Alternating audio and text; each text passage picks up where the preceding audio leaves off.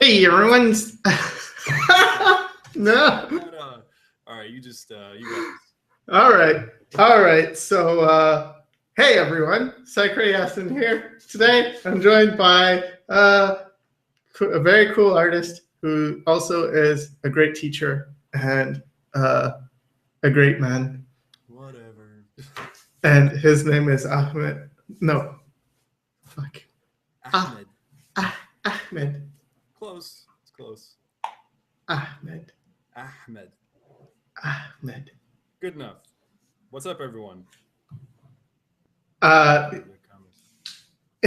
Yeah, so I'm joined by this guy. And if you don't know who he is really good at art, and he has a YouTube channel that is very good, and the link is in the description. So I recommend you check his stuff out. And we are going to be talking about just a bunch of different topics, stuff that's on our minds. We've been chatting on Skype, and we have these like long paragraphs that we send back and forth. And it's like, well, why don't we talk about this with the people? So we're going to do that.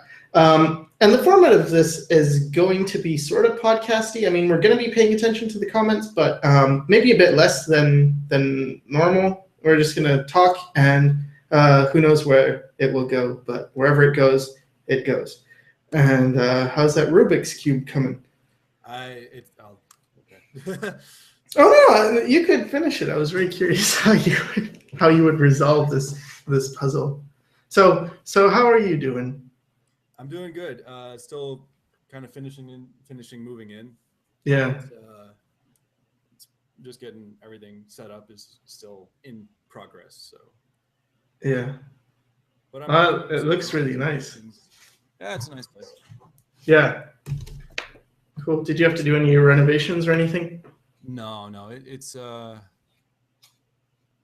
pretty good to go. Yeah. It's much closer to work. So I don't have to drive this. Like my commute used to be 30 minutes. Now it's like 8. Oh wait, they're saying that they can't hear me. Okay. Well, can you guys hear me now? Okay. Ahmed's mic is low. Okay, so let's see. I think I might be able to. Yeah, it's all the way up on mine. To fix that. All right. So. Testing. Is it better now? I turned him way up, so I mean it's as high as it's gonna go. You're just very quiet. What? Huh. That's interesting. Oh, now I'm too loud. Oh, he's too. Okay. So how about that? Wait, I think there's a delay. Right. Okay, that makes sense. Yeah, there's going to be about a 10-second delay. So, okay, now it's okay. Great. Cool. So we solved that problem. Thank God. Okay, here we go. Are you going to start drawing right now? Oh, sorry. Once we get talking, then I'll probably pull up a canvas and then. Yeah. Cool. Wait, now people are saying I can't hear anything. All right, so this is close, this is medium, and this is way too far away. But this is close again, so I guess. Okay. Well, I turned it up, and then they were saying it's too loud, so I turned it down. So I guess you can stay. Like I turned it up again, so stay a bit further, and then we'll see how this goes. Sure. I'm sorry, everybody, for the technical difficulties. No matter how you plan these things, you could have all the intentions of making it professional, and then Google's going to change stuff up on you. So, all right, Kaneki says I'm okay. You're okay? All right. Anyway, let's just jump right into it. What are we going to talk about? We're going to talk about a lot of stuff. We could start with talking about analytical versus intuitive, because I've made a few videos on this subject, and I'd like to hear your thoughts in voiced, because I already read them. So what do you think about the whole thing? Well, I think there's definitely a dichotomy of two different ways of thinking, and I think anyone is capable of either or and both. And so, like from my perspective, there's definitely an analytical approach to art. or just anything really. And so your brain kind of like looks at things and you're speculative, you're kind of in the learning mode, and you kind of measure things out and things fit and, a lot like a puzzle, right? You analyze, you piece it together, and from that you learn specific technicalities like perspective, proportion, um, understanding of how light acts on an object. Like a cylinder is going to catch light in a certain way, a sphere is going to catch light in a certain way, and in a cube, right? Those are analytical things, and to take that and put that on paper, you're communicating this idea that you're looking at it and you're making it happen. Intuitive is a slightly different ball game, because when you're doing the whole intuitive approach, it's more like you're a kid again. You're like, you're in child mode, right? And your inner child comes out and you're like, I don't really, it doesn't matter if I'm doing it wrong or right. If it's ugly or beautiful, it doesn't matter. You're just doing stuff, and you put down a mark and then you put down another mark, and like, oh, that works cool. Oh, this one looks like it grows from that mark, and then it flows together. And then, then you turn off that mode and you step back like, oh man, that looks pretty cool.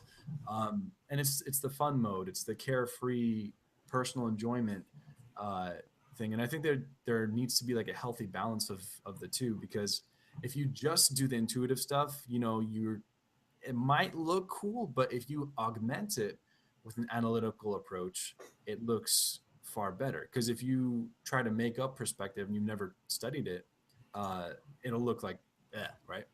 All right, people are saying to get closer to the mic. Sorry. Some people can pull it off, but man, that's weird. I mean, it's a good mic. I'm not sure what's going on. That's a good mic. All right, I'm just gonna hold it. Anyway, so you need a balance of both, because if you have the analytical understanding of perspective, of anatomy, all these things, and then you turn on your intuitive mode, then you can actually you naturally do those things with, I guess, analytical backing. It's an augmentation. So it's like I think there needs to be a balance of both. Yeah, I think one of the biggest problems that I get in emails and all this is I'll get a lot of questions from people saying, should I do this or that? Like, should I do finished pieces or should I just do practice? Or should I use reference or should I draw from imagination? And it's the same with the analytical or intuitive thing. It's never either or. It's always both. Like you should do both. And what I think of it like is your brain. I always go back to like RPGs and RPG characters, but you've got like skills and you need to work on one skill and another skill, and it's like, well, you're going to be no good if you have like tons of I don't know, hit points and you have like really first level cure spells, because I mean, what's that going to do? It's going to take forever. So you have to work on more than one thing. Yeah. What do you think about that? I definitely think life is an MMORPG. You can increase your skills like as a strategy. You're like, okay, here's where I'm lacking, and you can step back and look at it from an analytical perspective, and you're like, okay, well, I want to get better at approaching something intuitively with more spirit or whatever, and you find out what it takes to do that, whether it's going into the woods and chilling with a tree for like an hour. I don't know, don't be a hippie about it, but like just read books and like understand that people have been through these things before. And yeah, I guess that would be my take on it. It's definitely an RPG. And that makes it into kind of a fun game. And I think art itself is all fun. It's all a beautiful thing. And when I talked about this earlier, and like all these people on online talking about concept art and ArtStation, this and that, and it's like they're saying it, they're speaking about it in such a negative light in terms of, and I don't mean they're talking bad about it. I mean they're talking about it with this negative air of like, it's really hard to blah blah blah. It's not easy, but real life MMORPG confirmed. but it's something fun, right? And that's more, I guess, the intuitive side of things. Because when you look at an interview with Ian McKeg, or and you see how he lights up when he talks about the characters that he's doing, and he's talking about the emotions and the feelings of the storytelling.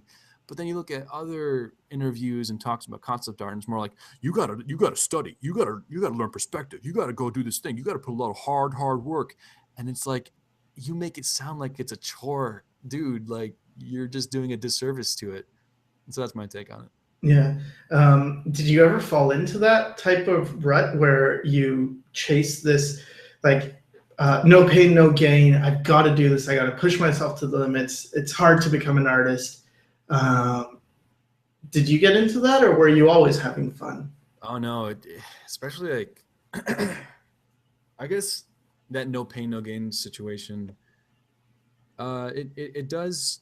I have been through it, and I do sometimes still engage in it. Like if I look at something that I do want to learn how to do, like I want to know how that core shadow goes around the leg. Whatever. I'll just put in the mileage. I'm going to turn my brain off and then just, put the hard work in. There is a lot of mileage, but calling it hard work and pain is, I think, a pejorative, unjustified kind of nomenclature. Now we're going to get all fancy with words, but yeah, I think I've definitely been in that rut, and I've, especially through art school stuff. They were asking which Ian it was, Ian McKeg, and so yeah, that's my take on that. Yeah, it's hard to. I don't know. I think a lot of our culture is built around this idea that work is hard, and it's supposed to be. And I know from my parents and stuff, it was always this idea that work is not fun, and they were very religious, so it's more like the reward comes in the afterlife. But your time in this world is supposed to be, it's hard and things. And I felt strange when I was having fun with art whenever I did, because it was like, well, okay, but this can't be work because this is fun. Right. This can't be right. So then I got into this thing where I was almost chasing everything that made me miserable, just because it's like, well, that's a weakness. And it's supposed to be hard because that means I'm learning. That means I'm actually getting better. The fact that it's hard. It wasn't until much later that I realized every time I improved drastically was when I was having fun. And you can go down that path of like, yeah, this is hard. But in the end, it's almost like just doing something stupid. Like I'm gonna type with only my pinky, and I'm gonna try and get as good as someone else with both hands. It's like, why do that? Because it's hard.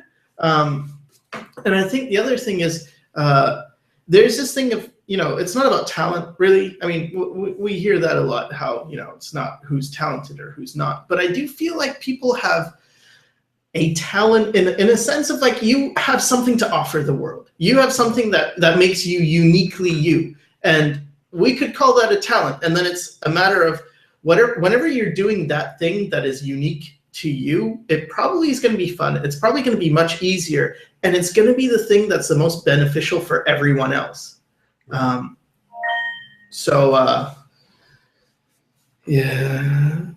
No, yeah, I'm totally with you on that. There is this like dogmatic idea that, you're supposed to not enjoy it, because if you're enjoying it, then it's not real. And I know, I guess we both come from Middle Eastern backgrounds, and so like there is that cultural like, you're not supposed to enjoy life, you must make yourself miserable, that is the only way. Like, no, that's stupid. And so I don't know.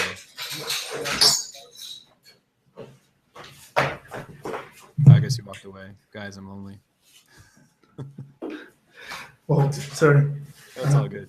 But yeah, so it's like this cultural thing that I guess we got. But I don't know. I think there's a lot to learn from just enjoying it and having fun. find a way to make a game out of it. It's like if there's something that you don't understand, whether it's learning a new program or learning how to draw in perspective, like make it a game. Like give yourself like, okay, I have 1 week to learn this thing and it's going to be awesome because I'm going to learn it. And I'm going to give myself like points or whatever. And you gamify it, and you can do that with pretty much anything. Yeah. Yeah. Did you ever read? Oh, wait. First of all, they're saying your mic's quiet again. Do you have a thing on the back, like a gain adjustment volume knob thing? There are 3 settings. I will try all 3. Okay. Okay. This is setting number one. All right. So I'm going to let the delay kind of happen. Testing. This is setting 1. How does this sound? Everything sounds good to me because I'm on headphones, but okay. So you're hearing me just fine then. I'm hearing you perfectly. So then it must be the Hangouts trying to be all fancy. Maybe.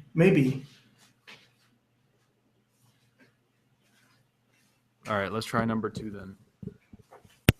All right. Okay, and that's a bit more quiet. Like I can tell that's more quiet. Okay, and then back to the first one. Now this one's better.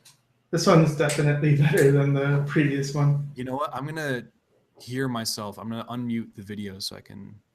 Okay. Testing. Blah blah blah blah. I hear both, but Sycra is way louder. Fine, I'll make myself less loud. There. I actually don't hear anything.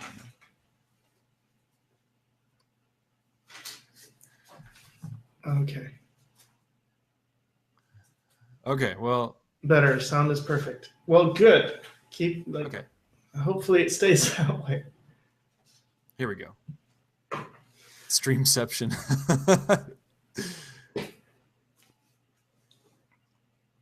Try the audio settings in Windows. You can sometimes boost your mic input from there. All right. Well, I'm just gonna keep doing this. Yeah. I don't know what else I can do. Anyway, yeah. What were we even talking about? Cats or something? Yeah. So, what kind of cats are your favorite? Do you prefer big cats or domestic cats? Well, okay. So my buddy has this exotic leopard-looking cat, and it's really cool, but it's gigantic. I'm not really a fan of it, as much as like the fluffy, smaller cats. Does it have really long ears? No. Not that I remember. But it looks really intimidating. Like, it would be really cool to have, especially if somebody's trying to intrude on your house and you're like, yeah, but look at this giant cat from the jungle. You know, yeah, you're gonna die. Yeah. I heard that domestic cats are originally desert animals. Oh, well, meow all over the place, huh? Yeah. Dogs are cool too. I like dogs. They're really friendly. They're like, I want to be your best friend. Please let me serve you, master. Those are dogs, right? Cool. Yeah. So speaking of dogs, what do you think about dogmas in art? Yes. So there are a lot of dogmas in art, and good segue. Well, the whole like rules thing, right? There's a lot of people who are trying to impede rules onto people, and like, you should study this, you should study that. And I think what I'll say to that is, I mean, I'm gonna keep going back to this. All the best artists that I know, both personally and both on through books or internet or whatever, they got good because they enjoy it. They just like, they're not, although they're following like, oh, I learned how to draw from Loomis, blah blah blah blah. But there's no rules, because I know some amazing artists who didn't follow any guidance and specific path to learning. Sorry, I'm drawing and talking at the same time. But so like, if you can come up with your own way of learning and understand that when you're learning from somebody, it's just one way of doing something. There's no, much like programming, if any of you understand programming, whether it's C#, Python, whatever, you know that there's always multiple ways to do a solution. You know, you can think about different problems and whatever, it's math. Like art is a lot like math. You can draw a figure in a million different ways. There's no one rule. And I guess there's also this dogma within concept art. So as a concept artist, I work professionally, yada yada. But I also follow a lot of other people who talk about this stuff. And there's the whole like, oh well, but do you use 3D? You shouldn't use 3D. Are you even an artist anymore if you use 3D? Like, yeah, of course you are. Like if you're creating something and whatever process you do makes that thing that you're trying to make, then you're good to go. That's art. It doesn't matter. There's someone had asked me in a comment the other day, like, let me try and find it. It was something like, hey, what do you think about people who say illustration is not art? And my answer to that was, well, I mean, I've never really come across anyone who said that, but there is no such thing as art, but there are artists. So I guess it was Kai who asked that. And so what I mean by that is like everybody has their own way of communicating or expressing whatever it is that they know or they want to talk about. And it's going to be different per person. And so like following somebody else's rules or following somebody else's way of doing things because they did it, then you're taking away your own individuality. And so I don't know. What's your take on that? Yeah, pretty much exactly what you said. I also think, like, okay, so why do you think people do that though? Why do you think there's this, you must do this, you got to do this? Do you think it's coming from a genuine concern? I think it's well-intentioned because they're like, well, I know what I went through to learn this stuff, and I don't understand why you're not doing the same thing kind of mentality. But what, those people saying that aren't realizing is there's also something to be said about, not following a specific way, right? And the people who venture out and learn from all these different ways and kind of end up coming up with their own amalgamation of all the different sources, then their stuff always shines, because they're not limited to, oh, but Mr. So-and-so conceptart.com face person, he said that you should learn this, and so now I'm doing it. But then you lose your individuality. And it's like, okay, they're talking about that stuff in the sense that this is what you need to know to work in the industry. Fine. But what ends up happening is you're forgetting the part where, hey, you get to be an artist too. You have individuality. And maybe it's that those people saying it don't understand that, or they just don't understand it themselves. But, it's unfortunate because there's so many good artists that also get what I'm saying, but they get it so much to the point that they stay away from the internet and the world out there. And their work is amazing. I'm not going to mention any names, but I work with some people who are like, oh my God, I wish the world could see your work. They're like, oh, no, it's not that. And I'm like, dude, yeah, what's going on here?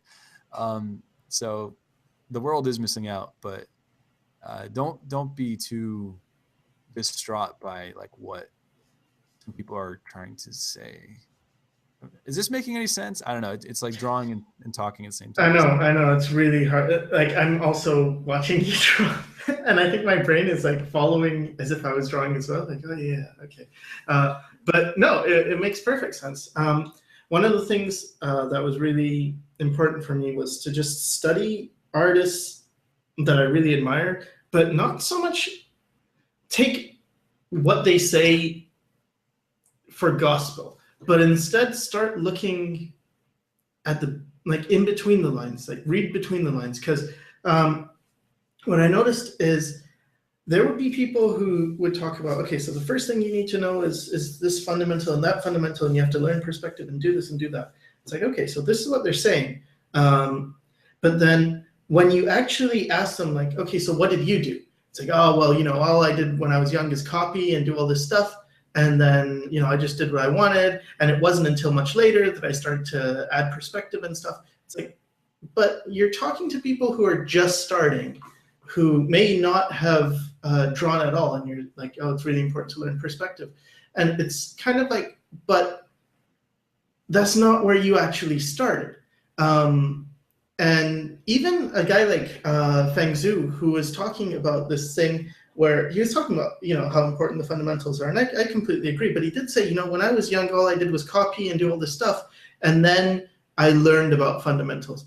And what it told me is that you did this whole copying, this whole doing what you love and training your eye. Maybe there's something to this. Maybe it's not like someone who has never drawn can just go into perspective and expect to have fun. And I think it's really important to connect first with the passion part of it. And then the skill part develops along with the passion, or at least that's what it's supposed to be.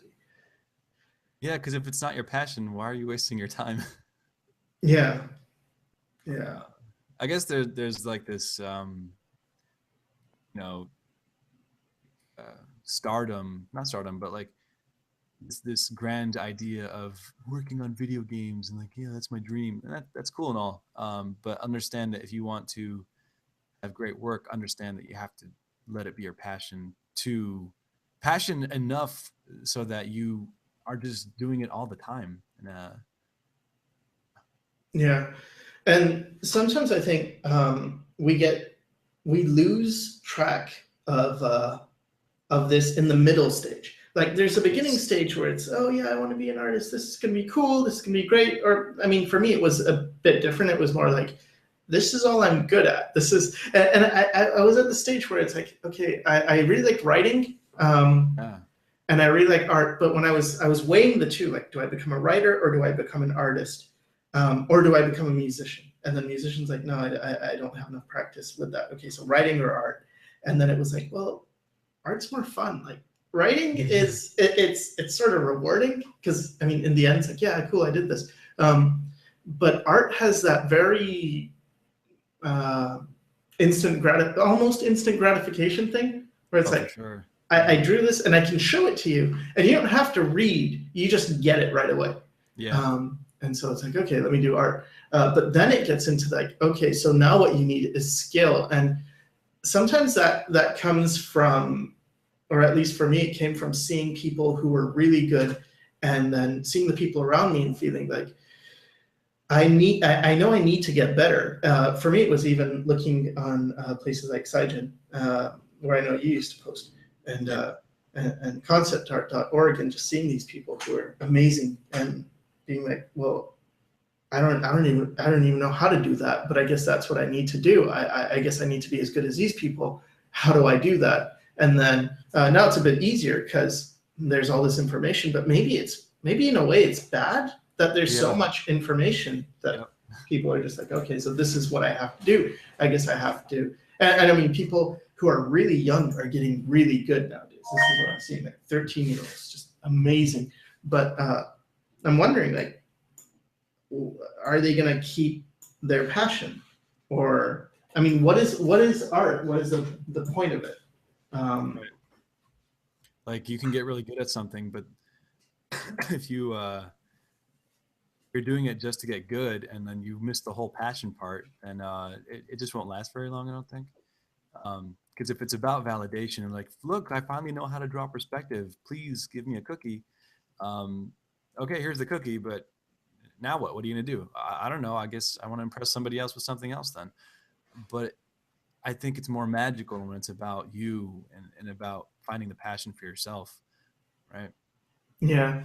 But then what do you think about the idea of, I'm just trying to play devil's advocate, but someone saying, that's all well and good, but how are you going to make a living then? Oh, I don't even, that's such a, like, I don't know, man. Cause if you're good at it, like, cool, go make a living on it. But if you want to learn and get good enough to work in the industry, you can. There's nothing stopping you.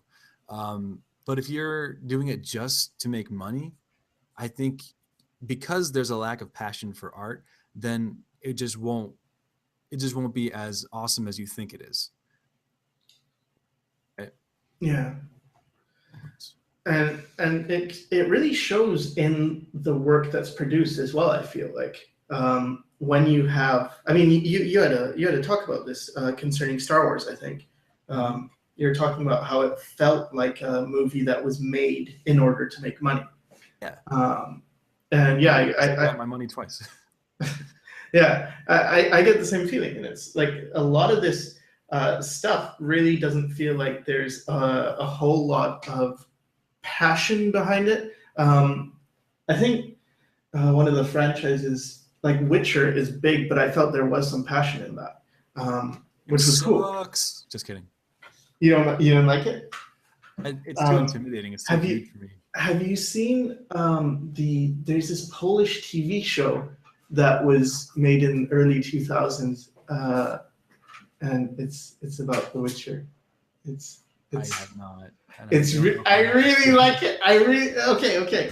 So I thought the same thing. I thought it's gonna suck, but actually I really like it. And I was like, why did they not make the video game just this? Because I really like their version of Geralt. It was surprisingly anyway. Enough about that. But my point was that they seemed to have passion. They seemed to like what they were doing, and it wasn't just we're going to capitalize on this fantasy thing. And maybe because it was Polish. It was a very Polish product. I liked it. I liked it a lot. Yeah. Speaking of Polish, one of the Beksiński, the artist who did like the surreal kind of crazy landscapes with the big giant arms and bones and stuff. You know what I'm talking about? No, I think like I know artwork that sounds like that, but I don't know the name.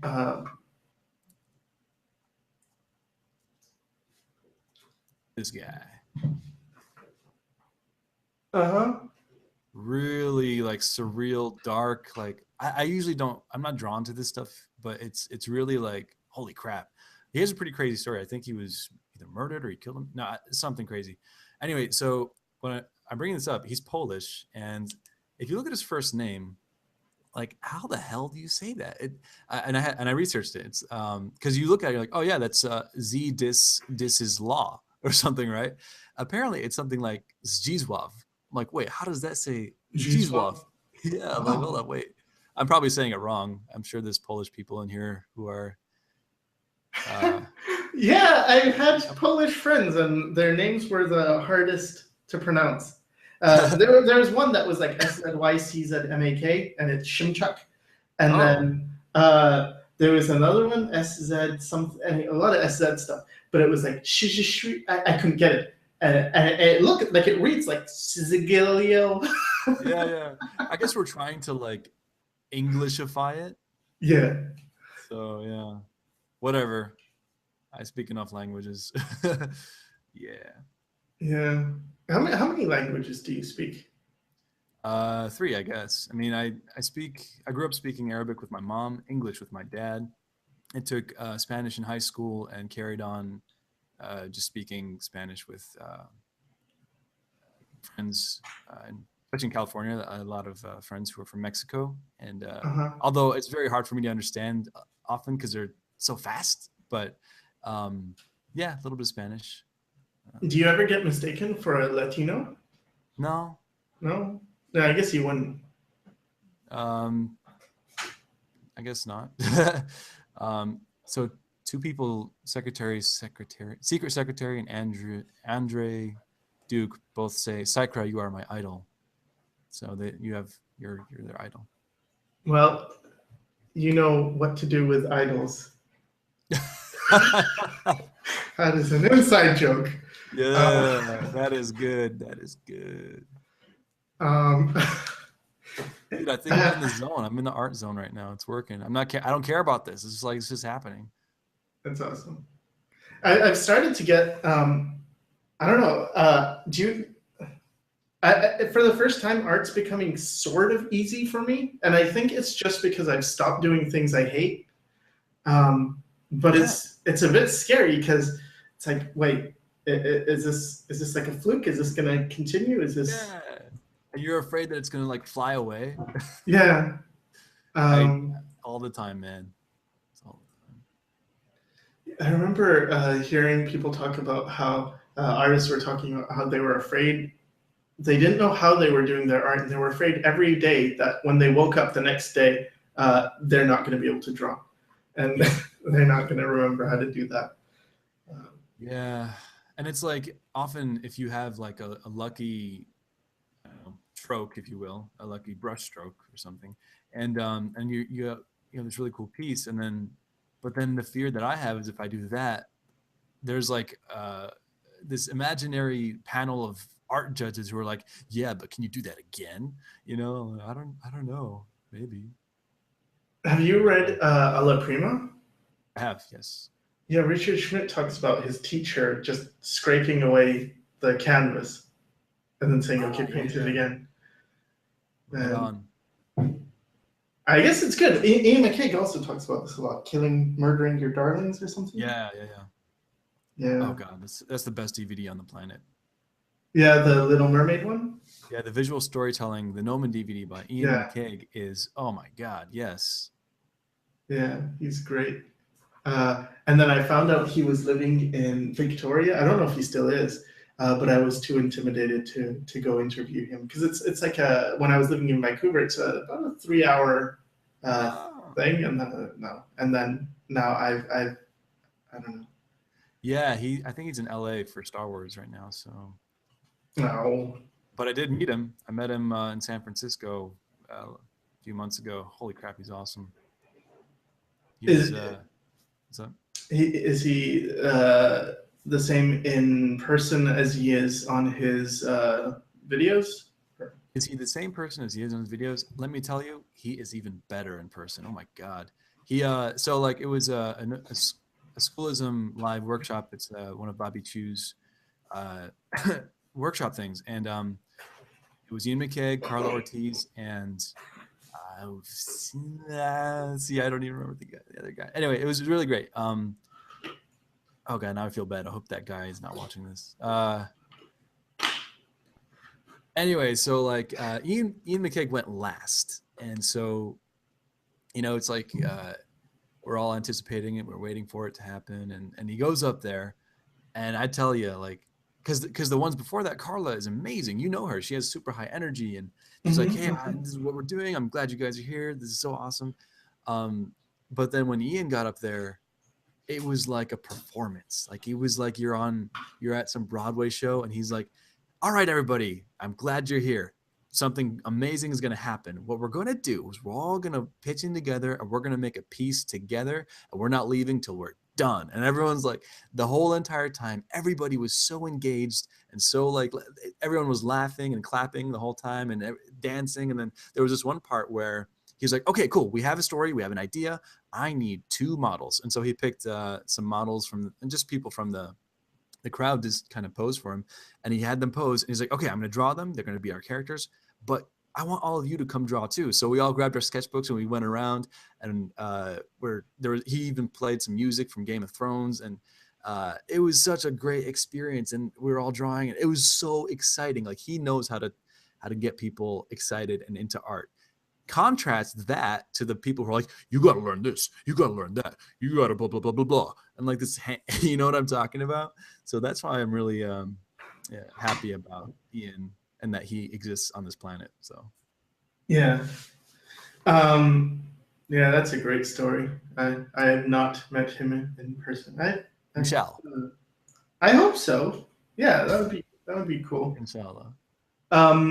So I wanted to ask you just quickly about your art. Do you a lot of the girls you draw? I know you do the elf girls, but do you have like a specific time period that you prefer? Um, well, I don't know. Let me think on that. Honestly, I just kind of draw girls. I don't know about time period, but because I'll do fantasy, I'll do sci-fi. Mhm. I just don't show it all. I guess the stuff that I do show is just scribbles and sketches of faces and whatever. But these are all actually guys, so they're all transgender. Oh yeah, yeah, yeah. I'm just kidding. I'm just kidding. Um, yeah. So I mean, I'm like, and the thing is, I don't stick with just one face. I like to put in some time and research. different faces. Like, you know, I'll try Asian faces, Black people faces, and I say Black people instead of African American because I have I like the Black people that I know. They're like, I was born here. I'm American. Like, well, I don't know why they're implying that. I know I'm from Africa. Like, well, I guess we're all technically from Africa. So it's like, am I African American Iraqi? Is that what? But yeah, so learning different races and drawing them and stuff. I wouldn't say it's like to a specific time period because I think the human body and the human form and the face is pretty timeless. And not to get all art philosophy on it, but yeah. Yeah, because I was just asking because a lot of your people have this classic look to them, and it reminds me a lot of old film, where I don't know what it is about it. I don't know. Yeah, maybe these because I was just looking at like 1920s photography, 1930s. Yeah. But no, I mean, I could switch it up and be like, hey guys, we're gonna do anime today, and just like, you know, just do this and the sparklies and the. I actually don't know how to draw anime. That's anime, right? I did it, guys. I made it. I'm in the industry. So someone was asking if you're Metters on DeviantArt. I am Metters. I'm wondering if I should change that to I'm just my name, Ahmed Al-Duri. I don't even know how to say my name anymore. Yeah, that's me. Are there any other questions that they're asking? Let's see.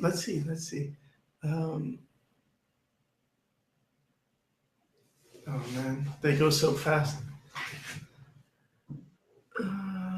Oh god, now it's actually turning into anime. Yeah, but when you draw anime like this, it reminds me of the old like super retro animes. Ah, I was actually really influenced by Adam Warren's art a long time ago. He would do like PlayStation magazine covers, and he did his like own spin on the kind of manga scene, and I really liked it. How many languages do I speak? None. Not even English. You speak the language of art. No. Trying. No. One day, maybe. Yeah, so there was a question about should you copy from other people to learn your style or something? It passed by really quick, but yeah. This is, again, it's one of those things where I feel what's missing now in this age of instant information is people with the patience to actually figure it out themselves. Like, you can't have all the answers given to you because if you do, you're not going to develop the muscles to do stupid analogies like this. But you're not going to develop in a way that will allow you to progress. Because you want to not encounter a problem, and the first thing that comes to mind is, okay, who do I seek for the answer? But rather, what is the nature of this problem? And then, can I solve it? How would I solve it? And let me try this, and let me try that. Yeah. That took a long time to learn. And I think there's like two methods that I really followed. And the first part of my art life thing was really finding more of a classical method. So I was doing fine art and oil painting and stuff. And it was like, okay, so you really got to pay attention to your values and work in charcoal first. And then you can graduate to oil paint and you have a monochromatic palette. And then you can like incrementally improve. And it was very academic in a way. Everything could be spelled out. And I had a lot of success with that. Because I was missing this thing. I felt like I don't know how to create finished work. People say I'm good. Or not everybody said I'm good, but some people said I was good. And so it was a case of, okay. That's my stamp of approval. That's all you need. It was a case of like, yeah, but I'm not professional. Like I could clearly see professional work and I could see my own work, and it's like there is a gap and I don't know how to fill this gap. And so what I did with the academic approach is like learning different techniques, and okay, so this is how you improve in values, this is how you improve in angles, and so I learned all that. And then it was a case of, okay, if you gave me photo reference or even a live model, I could pretty accurately get the values and the proportions down, the colors and stuff. But without that, just doing it from imagination, I couldn't. And then it was from talking to people who were very intuitive, who didn't actually learn the way I did. Like Bob Meadbeck, he never learned this academic approach of, okay, so learn how to get your angles and do bar drawings and things like that. And I was thinking, like, what is the difference? And what it really came down to was mileage. And I hear the same thing from people who are having trouble with drawing from imagination, and then they say, well, like, oh, I draw from reference and it's fine, but when I draw from imagination, it sucks. And the thing I want to tell them is, like, yeah, it's gonna suck, because what I found a lot of the people I admired did is they did all this imagination drawing and they had a lot of fun, but they already did it in their like childhood. They did it when they were like 9 and 10 and 11 and 12. Ian McCaig is a good example of someone who did all this work when he was really little, and really excited. He spoke about how he drew like a dinosaur, and then kids in class liked it or something, and then he drew more. And it's this thing of like realizing what I have to do is think like a child. Like what would a child do? Well, they would draw and they would have fun and they would put down this mileage, but they wouldn't think they're doing that. They don't actually criticize it as much the way adults do, or even if you're in your later teens, there's a lot more criticism, and it's like, no, just have fun and get this mileage down. And what was scariest is like, what if I spend, because I committed, okay, I'm going to try this. I'm going to try creating a style that I like and finding out what I like, because I found I wasn't chasing that. And then in the end, maybe it's going to work out. But there's this big fear, like, what if I devote 2 year,s because I give myself 2 years. What if I devote 2 years to this and I still suck? Like, I can't draw from imagination. And, but I guess I had to take the plunge and just believe that this is going to work, and it really does. But what it was for me was like the beginning stage is so much harder and longer than I would have liked, in terms of like, it sucks, and it still sucks, and it still sucks, and it still sucks, and it still sucks. And that lasts for quite a while until it's like, oh, it's good. Oh, and then it kind of gets better really quickly near the end. Like, oh, okay, wow, it's not that hard, but it took so long to get to that point. And I feel like if what you're doing is what we talked about earlier, following your passion, you can get through the mileage a lot faster, and you don't have to labor through everything. Yeah, and going back to that whole like, do I suck, blah, blah, blah. Every single artist I know, both, and I work around a lot of professionals, right? They don't think that they're good enough yet. And they're like, I still have to learn. I'm not there. Even Ian McCaig said that. He's like, yeah, I'm not the Ian McCaig that I imagine I should be yet, but I'm getting there. And so it's like chasing a carrot on a stick. You'll never actually get it. But if you just like allow yourself to turn that off and just go with the flow and enjoy it, then it doesn't matter whether or not you suck or whatever. It's just like you're just doing, right? And you're present to it, versus doing something and stepping back and be like, yeah, but it's not as good as blah, blah, blah, blah, whatever, if that makes sense. Yeah. It's that whole like appreciating the journey thing. And we hear it so much from, like, here's my new, I guess, like my next mission is this. Sycra. Yeah. So as I've improved more, it's like all the motivational speakers I heard, it all checks out. It's like, yeah, okay, so follow your passion. Like everything they say totally checks out.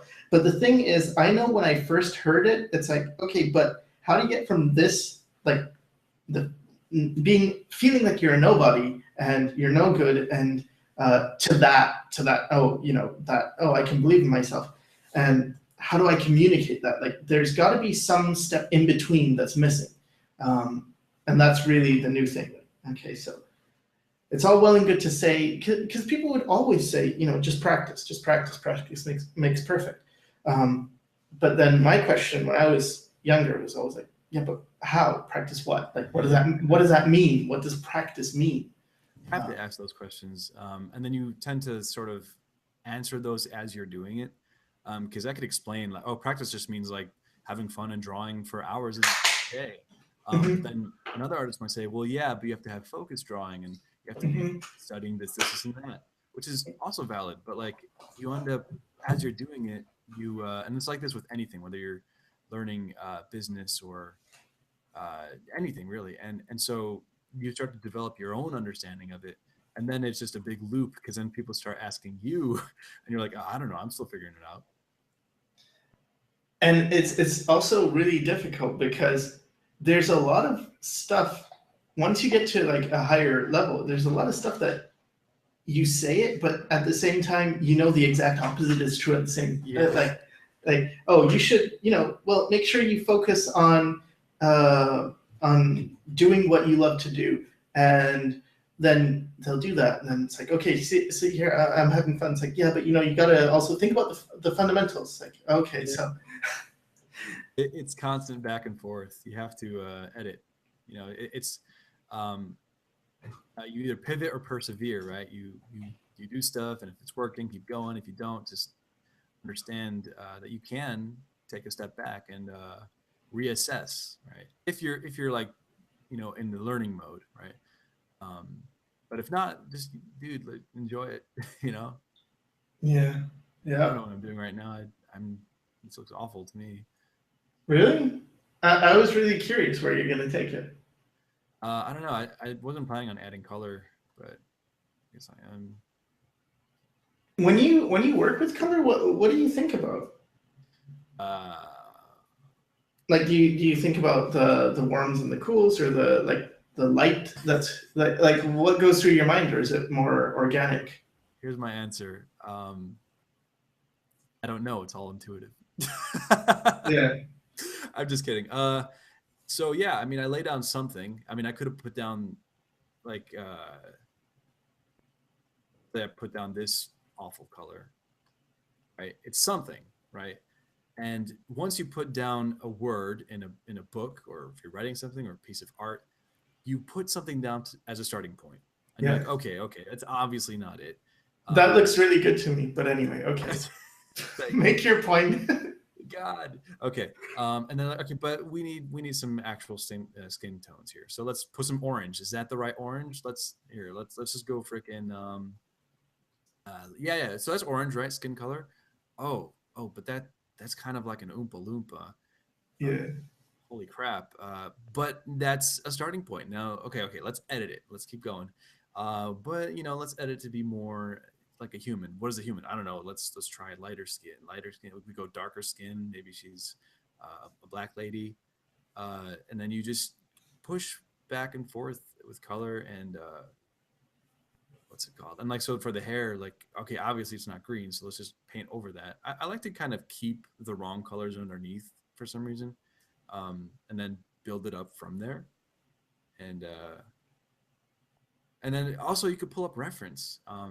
I've just done this so much that this process is embedded, much like how you talked about your signature with the iterative drawing process. It's the same thing. Like you've signed it so much, you've drawn this scenario so much that it just becomes natural. Like you never like, I don't know, I've never seen anyone about to sign their name and they're like, hold up, I gotta, check out my books and reread these things and make sure I'm doing it right. No, you're just like, oh, blah, blah, blah. There it is. It's intuitive. And so, yeah. Yeah, that's cool. So the Panule says, don't get a graphics tablet. Learn with traditional mediums. Yeah. See? See, this is kind of the thing of how there's these, because the thing with all these, do this, don't do that, is they're not actually wrong in a way. Like, it's not, it's like, yeah, that's a point. That's a point. It's not, it's like a part of the picture. It's not the whole picture, but it's a part of it. Like, yeah, if you use traditional media, it's going to teach you something. What's it going to teach you? Well, especially if you use Like let's say you're switching from pencil to ink. Well, you got to be a lot more careful before you make a mark. Okay, so fine. And then what's that going to make you do? Well, it's probably going to make you visualize things before you make a mark. So what's the real thing that you're trying to learn? Well, it's visualization. You could do that with a pencil. You could do that with digital. It's not, the pen is mightier than the pencil. It's that you get something out of it. Now, the same thing, a guy who uses pencil could say, oh, you know what? Use the side of the pencil and get your broad strokes and get your broad areas of tone in quickly. And they could shit on a guy who's using pen and say, see, this guy's using pen, so he's thinking in line way too much. He's not thinking in terms of broad values, and he's not thinking in terms of edges as much. So he's not able to lose edges and think in terms of atmosphere. So pencil is better. And someone who's using digital could say, I'm not limited by any of these things. I can do whatever I want. I can bash photos together and find things in a mess and liquefy. And so I'm able to be a lot more creative and find interesting new things. And a guy who's using oil paints, well, I don't have to worry about this brush or that brush because I've got real brushes and they're going to create spontaneous things. And not just that, but you see, when you're done with your digital work, what are you going to do? You're just going to look at it and maybe you'll print it out. But with an oil painting, especially one like mine with lots of glazing, well, I can put it in different lighting situations and the paint's going to look different and it's going to be alive. And it's just like, yeah, like everybody can dick measure if they want, but it's sort of like one guy saying, well, mine's longer, and the other one's like, yeah, well, width is better and girth is better. Right. Okay, well, that's interesting. Here's what I agree with and disagree with that dude, whoever said that. So yeah, I think having a traditional understanding is definitely, it would make your work a lot better, your digital work. But the way you say, don't ever get a tablet, like that's silly. Like, no, you do whatever you want. And let me just tell you how I learned. And I started by doing a lot of digital stuff, and I was using a mouse, lasso tooling shapes in, and I did this drawing of Scorpion from Mortal Kombat, and I'm like, I gotta color this, and it was the best thing I've ever done. I was so proud of it.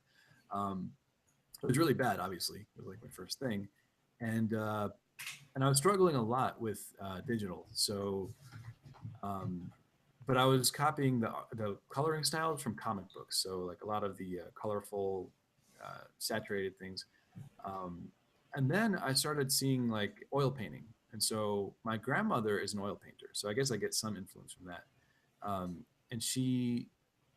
And so that she had like this box of oil paints in the basement. So I just went down there. I'm like, I just want to try this, see what happens. Miserable fail, of course. I literally like took the box of oil paints and I was there on the floor with a piece of paper and I just like squeezed some paint out, and it was just not, I was like, I don't know what I'm doing, but I allowed myself to screw up and understand how to screw up. So that was good. But yeah, I think knowing traditional is great, but that doesn't mean you should like not do digital. That's silly. Yeah. And I remember, because I mentioned I used to do a lot of oil painting, but then for work, I pretty much switched completely to digital, and I didn't touch oil paintings because they cost a lot. Like oil paints are expensive, especially good oil paints.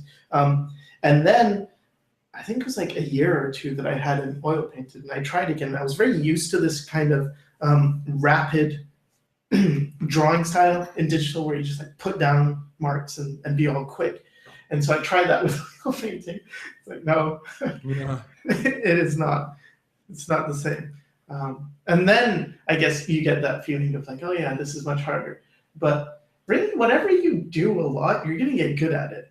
Absolutely. It doesn't matter. Like if you're the digital guy and you've only used a tablet, at some point you're gonna figure out that thing of. I mean, I assume you're gonna figure out, because I see it anyway. I see people who just stick to one thing, and it's like eventually they get it. They get like, okay, so I have to be more disciplined. I have to plan things more. Oh yeah, okay. And the same with traditional people. Like matte painters used to just use what, acrylic, I think. Yes. And it's like, well, now people would say, oh, you need digital and you need to do this and that. It's like, no, you don't. You don't need anything except maybe interest. Speaking of matte painting, I don't like this the recent push for like the super, I don't know, CG like matte painting approach. It just doesn't, it doesn't, like you could take any screenshot from Empire Strikes Back and it looks better than any modern uh, matte painting to me. I don't know. How do you feel about that? I watched this video about, I don't know, there's a new Star Wars game, and it was just like a screenshot or a poster or something promotional, and it was the most ugly thing I'd ever seen.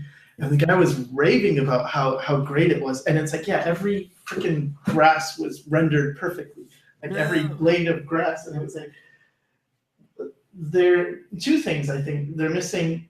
One is graphic design, like basic graphic design. This is why I really like animators, because they have this down, or at least they used to. I don't know, maybe now it's going away as well. But the sense of like simplify, like what is your point and where do you want the viewer to look?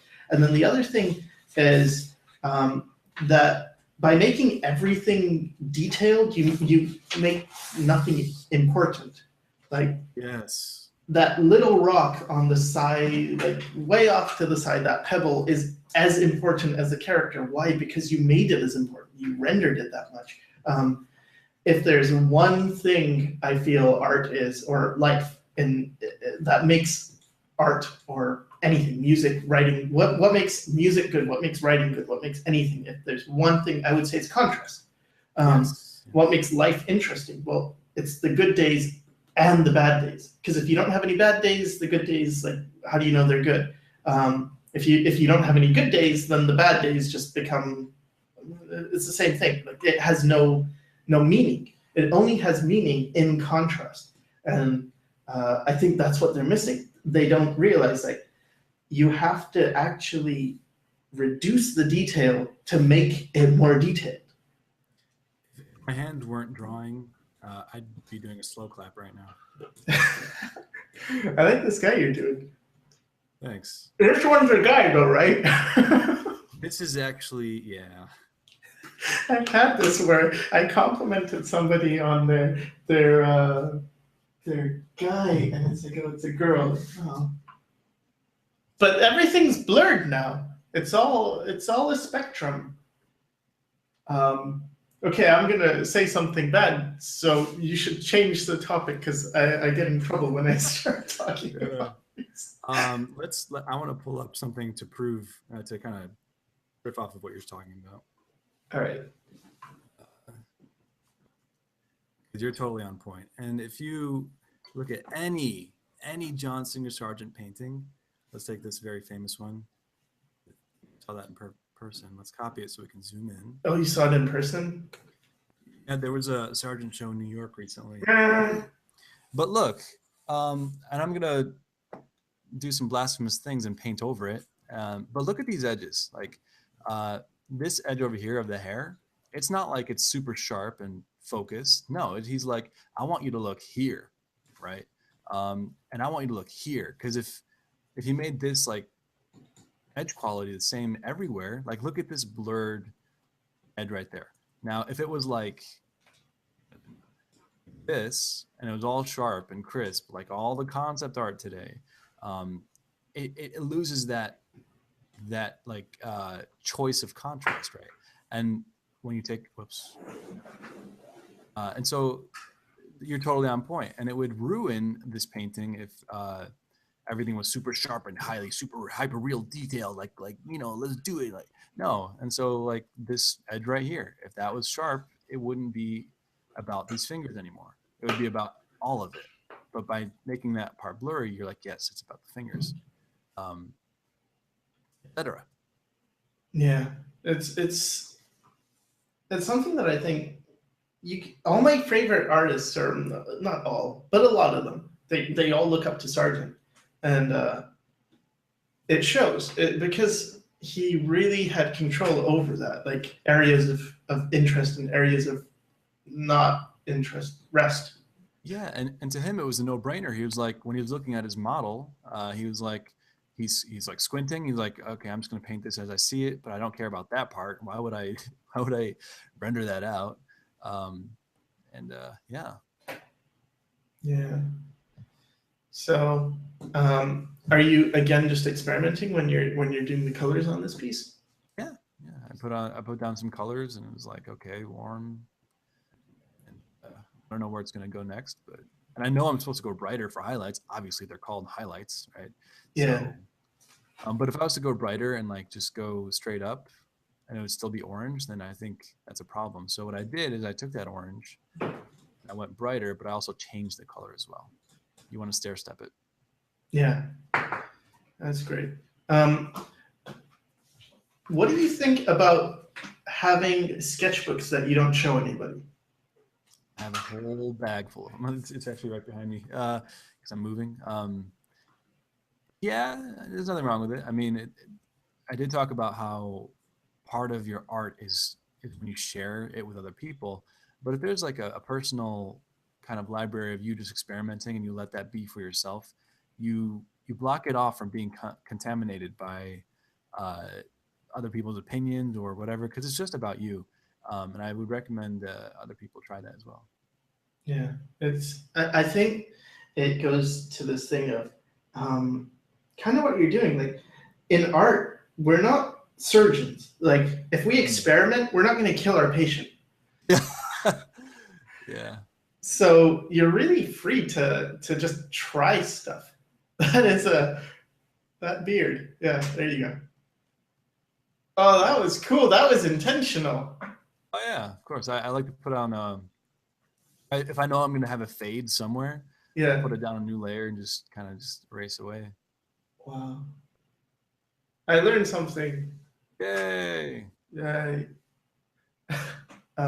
Yeah. So I feel like, okay, so fine, experiment. But then there's this thing of, I don't know if you get this, but you don't really want to show your work because you get so into this thing of, oh, I know this is going to be seen and what are people going to think and how are people going to respond to it.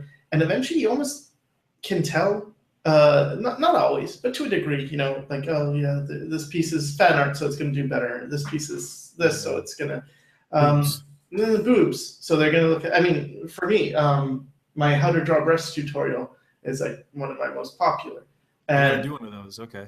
Noted. yeah, really. It really helps. But when I did it, it really wasn't for that. It wasn't for views. And it's like, I don't know how many videos I have now, but it's a lot, like more than 400, I think. Nice. I have like 20. Nah, you got more than that, I think. Yeah, Hey, anyway, you're doing a lot now. I mean, you were away for a long time. I was away for 1 week and like. No, before that. Oh yeah. My first video was 8 years ago. Yeah, and that's when I subscribed to you. Yeah. Then yeah, that's funny. That is Um, funny.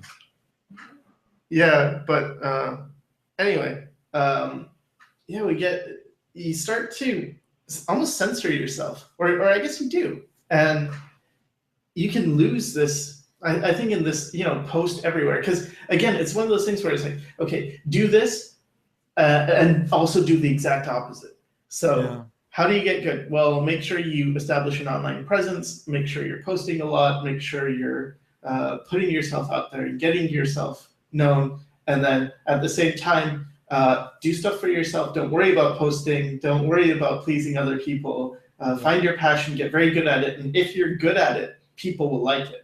Yeah. If you're good enough, like there's some things maybe you don't have to be as good for people to like what you're doing. Maybe if your thing is like, I paint hyper realistic cucumbers. Maybe it's going to take a while before you get your fan base, but I'm sure if you get really, really good at painting hyper realistic cucumbers, you're going to have an audience, and people are going to, if you learn to market it to the right people.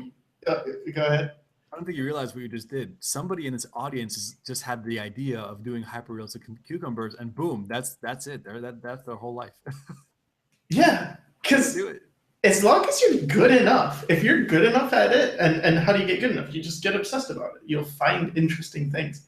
The whole thing about popularity and stuff, people are just generally impressed by what they can't do themselves. And so if you're just a little bit trained and you know, you got a little bit of passion, like it, it'll go a ways. Well, you know, Yeah. But sticking with it, that's what's hard. And I don't know, this need for fame now. It's a big one where I get so many emails from different people wanting different things, but there are common ones. And one of the common ones that keeps coming up is like, I'm starting a YouTube channel because I want to be a YouTube artist, and can you promote my channel? It's like, but why? Why are you doing this? Like, what is your point? And even with art, I know there's like sites like there's ArtStation and there's a bunch of them. Draw Crowd, whatever. Anyway, and sometimes I look at it and it's just like everyone, not everyone, because it's not everyone, because the ones that aren't doing it really stand out, but a lot of people are doing the same stuff. And it's just like, oh, this again, oh, this again. And it's, I really want to ask them, like, what is the point though? Like, I kind of know the answer because that's what's in demand and that's what they'll get hired for. But like, is this what you really like? Is this all there is to it? I don't know. I just had the thought to just go on ArtStation right now and talk about it, but I think we'd start offending a lot of people. Yeah. I guess we could go on Pixiv and do that because that's the same thing. but I don't know how many Japanese people are. Yeah, let's not do that. Anyway. I don't like to judge too much. I mean, I do. I'm a human being. We all judge, but yeah, it's there's stuff out there that's just like, you're right. It's like, why are you doing it? And if you're doing YouTube to get famous, then you're doing YouTube to get famous, and nobody wants to like resonate with someone who just wants to get famous.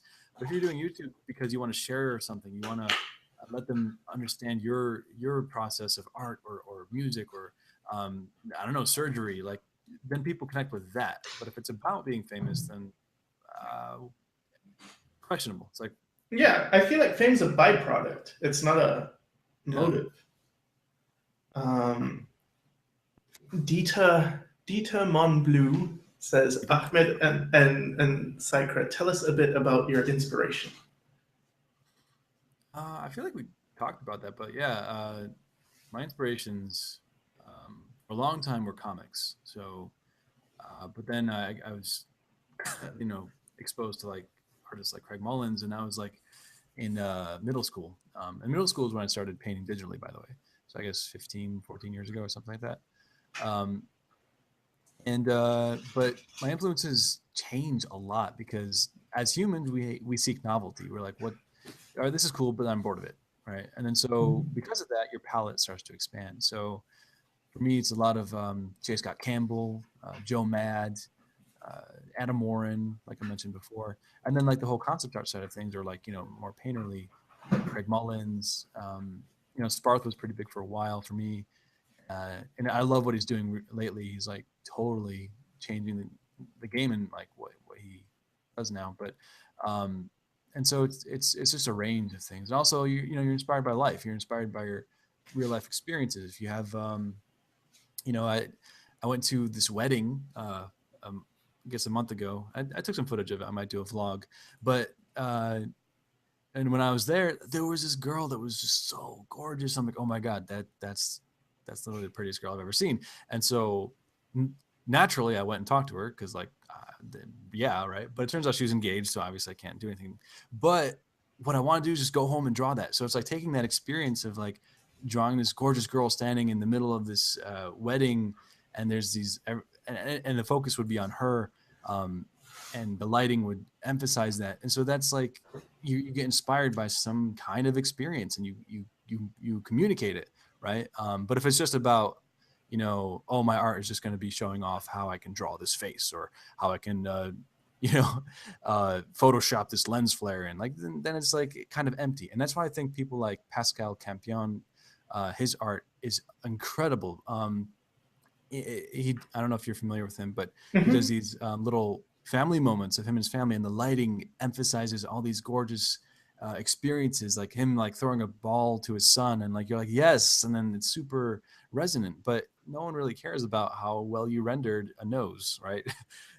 So inspired by a lot of things in life, inspired by wanting to communicate these experiences. So there's my take on that. Yeah, that's cool. That's I think knife is great for inspiration. Um, I really like that purple you got on his. I don't know what it is, cheek-ish, jaw. Yeah. I don't know what to call specifically that part, but All right, here it's we go. that's cool. Anatomy lesson. So here's the cheekbone, something like that. Yeah, Goes here. yeah, and Is it then cool? it's the jaw, so it's on the jaw. Yeah. It's on Okay. the So there's the mandible. jaw, right? Yeah, And then here's the thingy. That's the anatomical name. The thingy. Oh man, I haven't drawn a skull in forever. I guess I did for the thing. Yeah, orcs drawing that I did. Anyway, so yeah, there's the top part. So yeah, it's just, you're right. It's on the chin, on the jaw. A little bit is being caught on the cheekbone. Creepy. All right. Almost looks like Aladdin. Almost. yeah, and I really like how in all of them you have. Are you Done. making Aladdin now? That is the best thing I've ever done.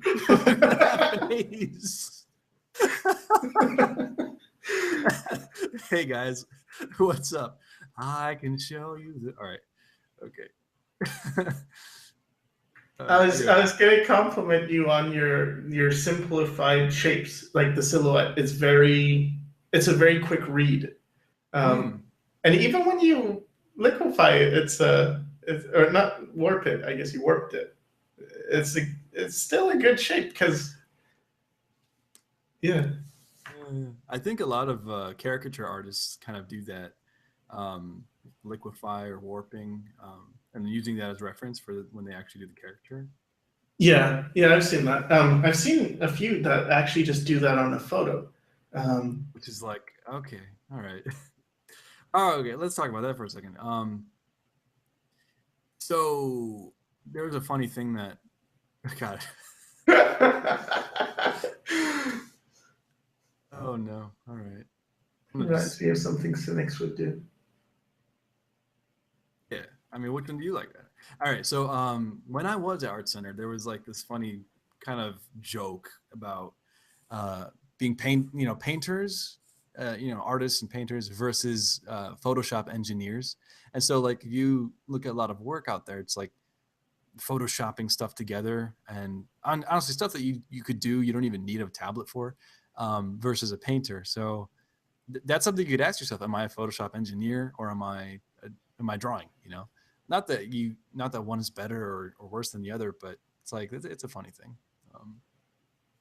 I think when you draw, though, it enhances your imagination as well. Like when 3D started becoming a big thing, I think it was Pixar. What they were doing is just training 2D artists to be 3D artists, and you had a lot of good design, and it was just because it's like, well, this is consistent anyway. This is going to carry on no matter what you do. So I guess if you had a Photoshop engineer who still thought like a person who draws, it would be fine. Yeah. I mean, you'd still get the work done. It's just, I think it's when they don't really think about, where do you want the eye to go? Where do you want to have areas of rest? Because you could do it. And I suppose there's nothing wrong with it. Right. You're doing a Pikachu? What are you talking about? I'm just drawing pretty girls. What? I'm not familiar with Pokemon. It's it is indeed a Pikachu. There's a question about how to keep characters consistent. Do you have any ideas on that? How to keep a character consistent? Call them a lot. I don't know. It's let's see, character consistency, because I have a problem with that too. But if you know, let me just make If you, let's say you know how to draw a face, let's say this face, let's copy that, right? And this is all you draw, right? Um, so many times from the same angle that you got it down. Like you know that it's going to be like a triangle, Illuminati confirmed, and then you got the shapes down, blah blah blah. So you know how to do that. But when you turn the head this way, suddenly it starts to fall apart. So what I would recommend is drawing the same person over and over again in all different, looking up, looking down, side to side, and then you just allow yourself to have that full range, the full palette, because you might get trapped in just that one view. And if you just do this ahead of time, you won't have the problem when you're, I don't know, writing or drawing your comic or whatever it is. And so consistency is key by iteration and understanding what your character is and is not. Like this character, obviously, if I drew him again, let me just copy it over. Right. I drew him again, but made his nose this much higher. You as the artist know that there's something wrong. Wait, that's not my character. Like that's, there's something wrong here. But if you draw it over and over again, you know that there's going to be a ratio between the eye, the nose, and the mouth that you can start to nail every time, and almost just take that ratio, which is okay, eye to the mouth. You know that triangle should fit there all the time, and if it's not, then there's something wrong with the proportions. That's my take. Awesome. That's great. I did something like that when I was trying to figure out proportions. I did I had like a way I drew the figure from a front view and the way I drew it from the side view. And I realized these aren't the same. Like if this was animated, it wouldn't work. So I did a turnaround, just a spinning person, and that really helped. Animation really is good for that. Yeah. And what you were saying, how you find those relationships, because I remember, like, I don't know, I distinctly remember being a student, and maybe that's why I always feel like I suck, because I feel like I'm still in that. And yeah. I remember seeing artists do stuff like that, and then my question was always, yeah, but how did you see? But do I measure this and do I do this? And I was telling people to just it's mileage and draw as much as you can, just keep drawing. And then I would get criticism like, well, but this person says you need to learn the fundamentals. This person says you need to practice perspective. And the thing is, when you draw a lot, you get used to seeing those relationships, but it doesn't mean you can only see it in that one thing you did. I mean, yeah, you'll be able to see relationships in anything you did, and you're getting better at judging those. And so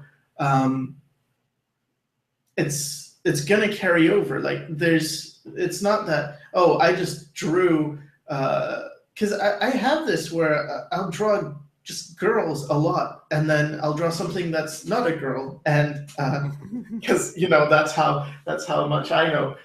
What did you draw? I'm not a girl.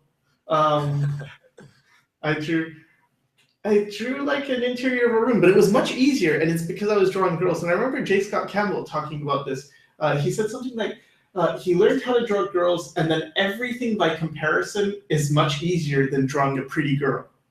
Yeah, that makes sense. Because it's so difficult to get that. I mean, I always found drawing ugly people, not ugly people as in like real people, but drawing ugly things was very easy to me. Probably because when I was a kid, that's what I would do. I would sit in class and draw the teachers and put the flies and the poop and all that. And anyway. Yeah. And I think everything is in everything. So like if you enjoy drawing girls, like, okay, let's say, here's that like sexy curve, right? It's got the girl and like whatever, etc. Got the stuff in the head. But if you draw this all the time and you it's like your thing, you start to like develop an understanding of curves, right? And if we take this curve, right, because you're so used to drawing it, and turn it sideways, you could use that same like hand gesture when you're designing a car.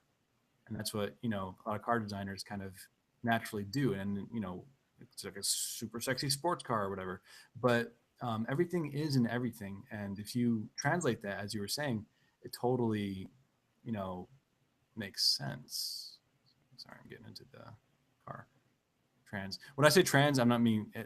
When I was at Art Center, there's a transportation design department, and for short, they were called trans, but that's not referring to transgender. Just as a disclaimer, I know some people are like, "What are you talking about? How dare you?" I'm like, no, I mean the car design. Like, yeah, That's cool.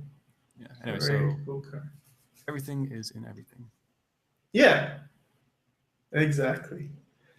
How are you doing? How are you doing for your energy level? Let's see. Where are we? Where are we? Where are we now? Forever, or how long is this? It's up to you. I'm. When did we started at like? Well, okay, my time in Romania time 10 o'clock p.m. Romania.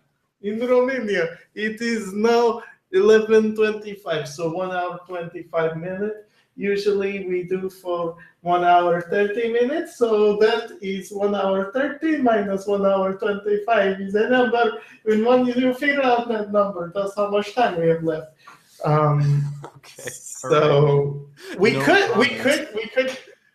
could go for that, or we could I don't know. Like if you're in the mood for answering more, let me know. Yeah, we could do a question session. Just like take questions. All right, let's do a rapid fire question session. oh God, hold on. I am so glad you were the one doing the drawing, because I can't like I never learned how to do this, because someone told me if you do a live stream every day, you'll get better at talking and drawing. And I did for like many months, and no. It didn't work. It didn't. Maybe for some people, yeah. But anyway, okay. So, are you looking at the chat as well? Yeah. Ahmed, what is your favorite color? I don't know. Favorite color is actually a combination of colors, like blue and orange. Those are my go-to. Cool. Did you ever feel powerful in drawing? I don't know how to. I don't know how to answer that. So, Sycra, how did you meet your wife? Why is it on the face cam? What's your favorite thing to draw? I don't know. I met her in Romania. Anatomy tips, please. Yes, I am Muslim. Let's see. What is your favorite hentai? Usually, the more tentacles, the better. I'm just kidding. I don't watch hentai.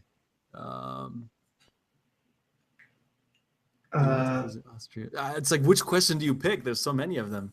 I did visit Austria, and it was very nice after being in Romania. I almost broke down crying because we landed in Austria's airport, and it was, wow, it's a real country.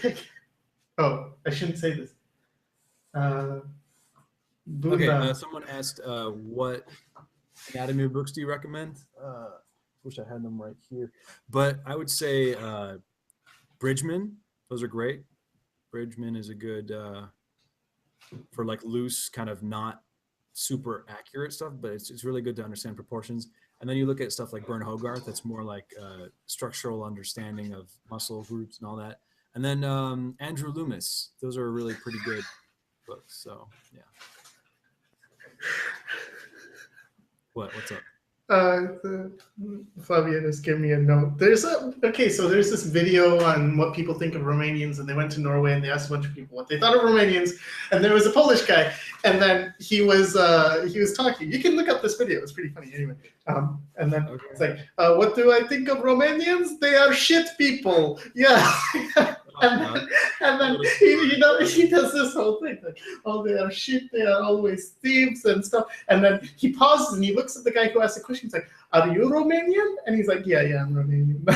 He just face palms. I don't know what to say to this. Okay. Ahmed and Sycra, how do you feel about people emailing you about questions and portfolio reviews? You've mentioned a few times, but it seems weird to me. I get a lot of portfolios and asking questions and stuff. I get back to as many as I can. So I don't know. Send it, but I can't promise that I can get back to you.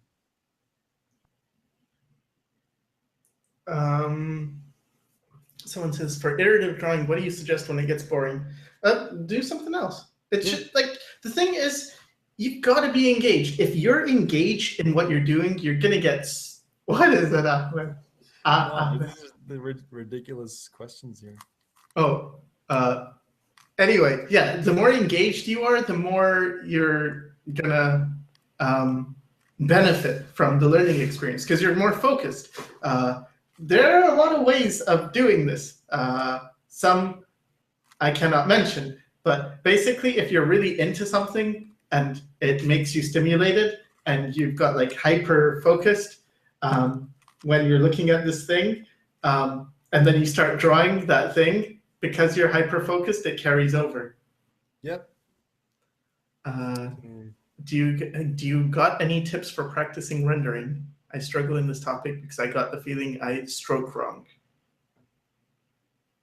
I'm not sure I understand. What was it? So what rendering for rendering? Yeah, rendering. Understand light and understand the three main shapes: cylinders, spheres, and cubes. If you know how light reacts on those things, you can pretty much render anything and understand how they cast shadows, and then you're good to go. And then you understand different materials too. That's important. Yeah, it's very. I think people get the wrong idea about rendering because if you can render those basic shapes, you can do anything. Like it doesn't matter how complicated or how simple. It's the same thing. Like it's just more complicated versions, more complex versions of those basic shapes. And so sometimes people ask me like, "Why? Well, you say to learn the fundamentals, but when are we gonna learn how to finish something or detail something?" It's like, well, but it's the same thing. It's just that. There was this guy on Saigen, I think his handle was Duracell, and his signature, his signature was detailing a speed painting is speed painting in detail. And that stuck with me because it's like basically you do a speed painting, then you zoom in and you do another speed painting, and then you zoom in and then you do another speed painting, and when you zoom out, it'll be detailed, it'll be rendered. But the idea is no different. Yeah, I want to address something about speed paintings right here, right now on YouTube, and it's that it's a misnomer. I don't know if you feel this way too. But a speed painting is not a time-lapse video of a painting. Mm-hmm. So it's like a speed painting is just a shorthand version of another painting that you might have spent more time on, right? Because a speed painting is just getting an idea across to communicate something. And it's like 10, 20, 50, 30 minutes. So I think I put up some videos and titled them as speed paintings, but I think we could start. I mean, I'm going to start trying to put like time lapse, and then when I actually do a speed painting, I'll label it as that. Right? Is that how do you? Yeah. I remember Craig Nolan's talking about this. He was talking about speed painting is not about how fast you draw. That's not where the speed comes in. It's about getting I don't remember the exact words, but something like that, like getting the information down as fast as possible. As most efficiently as possible, I guess, like with the least amount of brushstrokes. And there's this thing like do a painting in how many brushstrokes?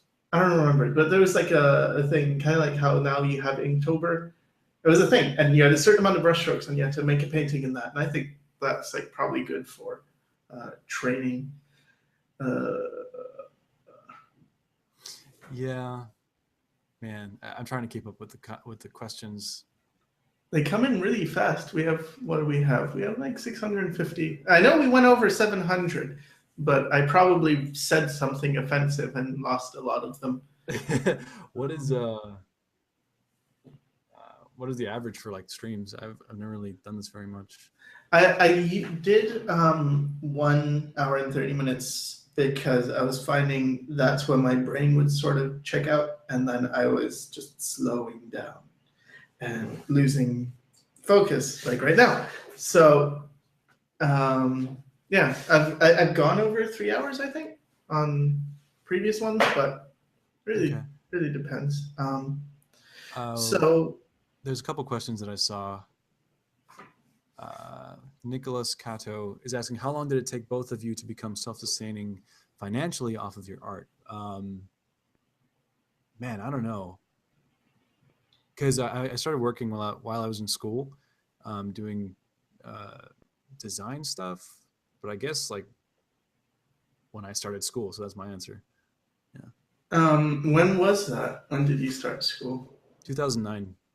I was Uh, 20, 21. Man, that you're was a while ago. so much younger than me. Really? Well, no, I'm Yeah. not 21. I'm 27 now. Uh, oh, that's 4 years younger than me. Yeah, all right, that's And cool. And then there was another question from Anime Vishal. Really, your first name's Anime? How does Pascal Campion make a living with that sort of art, which is beautiful, but I think he also has a professional career where he's working and doing things professionally. Like the stuff that you see, I don't think he's getting paid for that. And that's the beauty of it. It's like, this is my life. This is what I'm doing. It's beautiful. And also there's like the other entrepreneurial mindset. If he uses his following, uses his platform to, I don't know, connect by selling stuff, books, videos, tutorials. I don't know if he's doing any of that, but I don't think he needs to. And if he did need to, he would. So I think he's already making money doing other things. yeah. Uh, what is your favorite artist, Ahmed?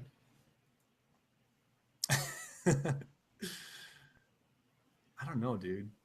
I don't think I have one. I usually go through phases. Like I'd say Ian McCaig is probably, you know, all right.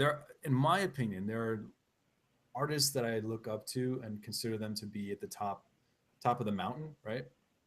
I mean, Mm-hmm. there's like Craig Mullins in terms of skill and ability to just like, awesome. And he inspired so many people.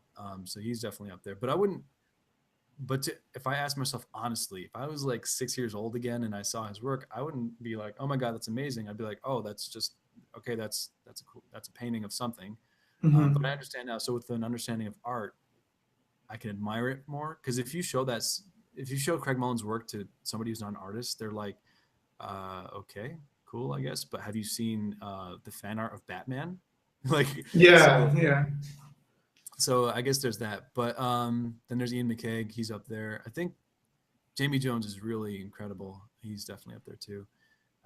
Joe Mad, like I said before, I love his Battle Chasers art. There's that stylization, and of course all the animation artists like Nico Marley doing incredible characters with such cool shapes, and Nathan Folk. God, I could go on.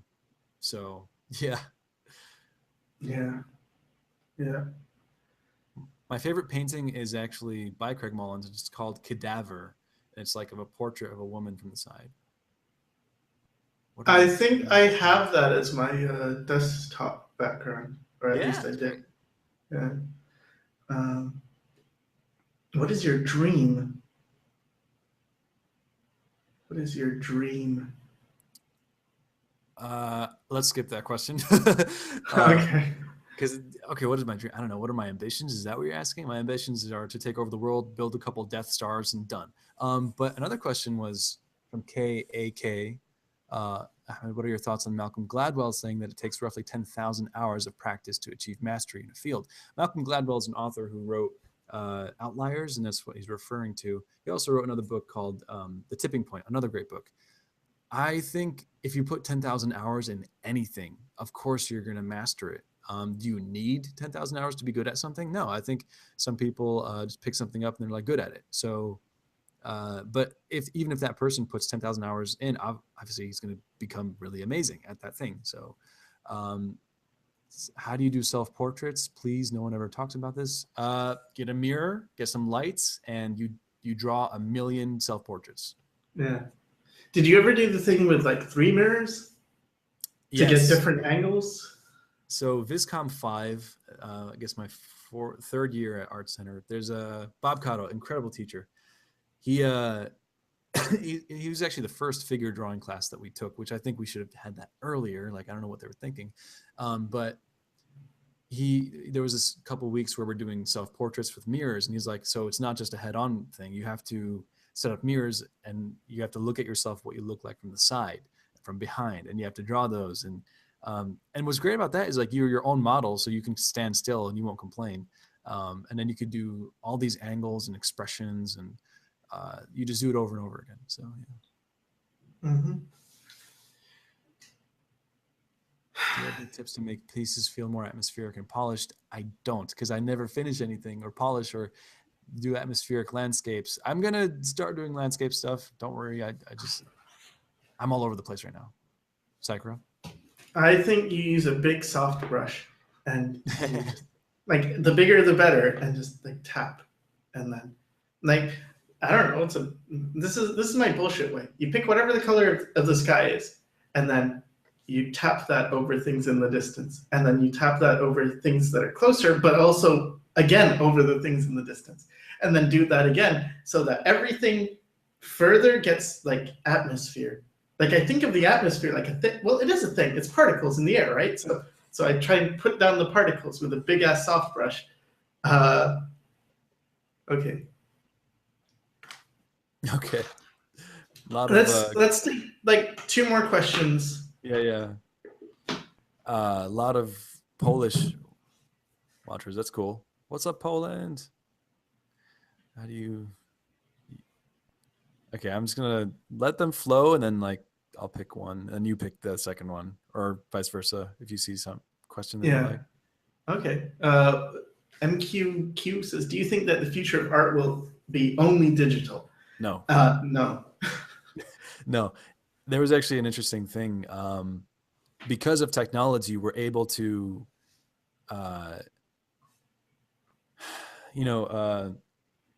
not replace, but like with 3D, you can do lighting and rendering and all that stuff. And there's a lot of technology that can map things out. There's procedural generation of content for games. That's all there, but a computer can never replace somebody's artistic vision. And no matter how good a computer is at making something or digital, there's always something about going back to traditional on paper when there's no pixels that you're looking at. There's something pure about that, and that will never be replaced. Especially if you're a child, like, there's so many kids with iPads now. If they grow up drawing on that, I guess they're missing out on drawing on real paper, right? I don't know. I think it's even like, let's say there was a computer that could do it perfectly. It could draw as good as any artist that ever existed. I have a feeling that people will still want to see a human create it. Because if you think about it, let's say there's a person who, he lost both his arms in a terrible accident. He was an artist, right, and he starts drawing with his feet. Well, that person is going to be popular if they're good. Like, they don't have to be as good as a person who draws with their hands, but they just have to be good. Why? Because it's not about the art then. It's about the story of human.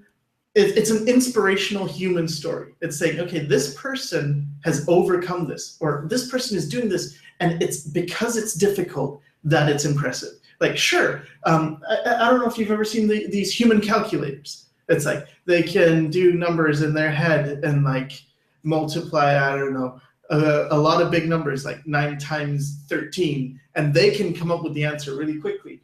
Like even bigger than that, like even 19 times 12. They could multiply this, and only calculators have been able to do such numbers like this historically. I mean, no human can actually multiply 19 times 12. That's too. It's just physically beyond our. Okay, sorry, I was seeing how long I could keep going with that. But anyway, my point was, eventually, it would be a thing of like computers could do everything, and people would still want to see another human being put down their thing. And it would be inspiring because it would be like, this is what a human can do. Isn't that amazing? Yeah, and it's relatability too. Like, even if AI starts to do art or whatever, it's hard to relate to something that doesn't have a heartbeat the same way you do. So yeah. Yeah. All right. So that was mine. You have to pick yours. Man, do I pick a silly question or do I pick a serious question? Mm-hmm. Whatever you want. What is your favorite isotope?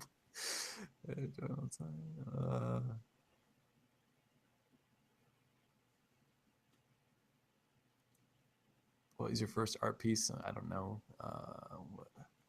Question: what books do you read? That's the question I'm going to answer.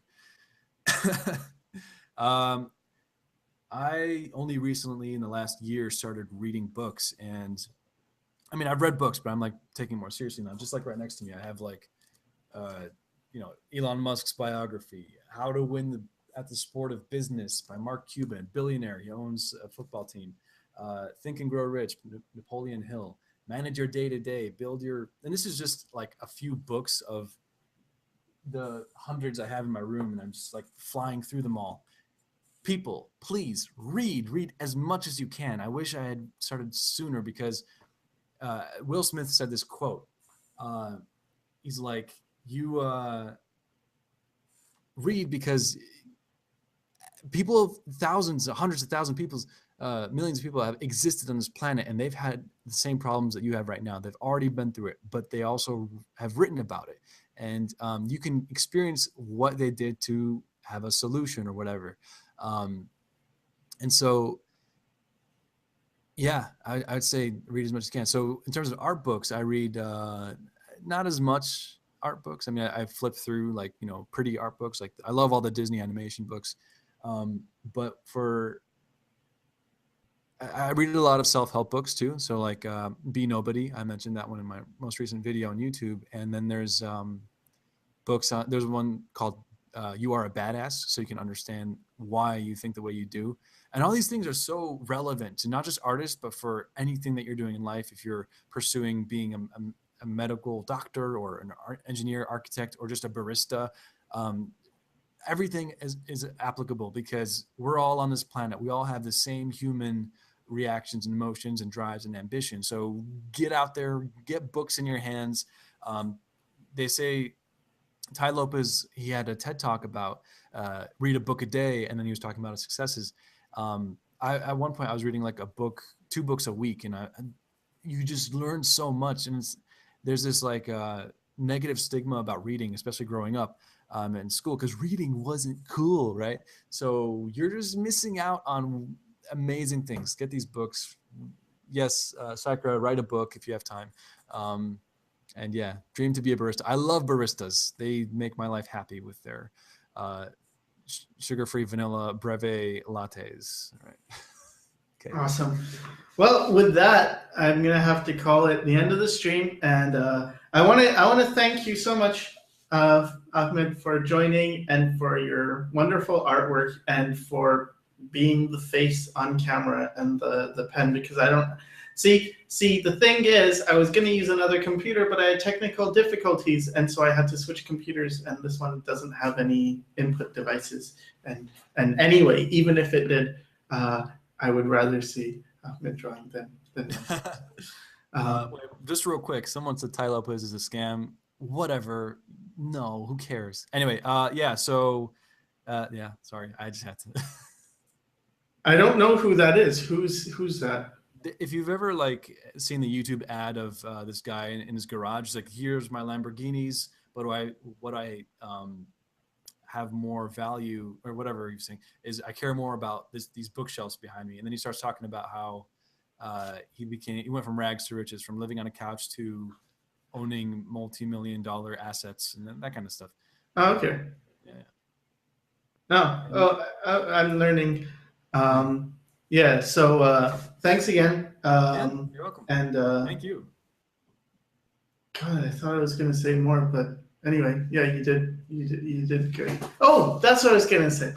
If you like Ahmed and you want to see more of his stuff, he has a YouTube channel, and it's called Revolution 64. Don't worry about that. Just search for Ahmed Al-Duri. You did it! You did the room! You did it twice. I did it a while ago. I know, I saw it. I wanted to make a thing about it, but then we were talking about something else, I think, or something, anyway. But yeah, that's impressive. Yeah, so thanks. And thanks all you people who came in from all over the world to watch us. And bye. All right. Thank you.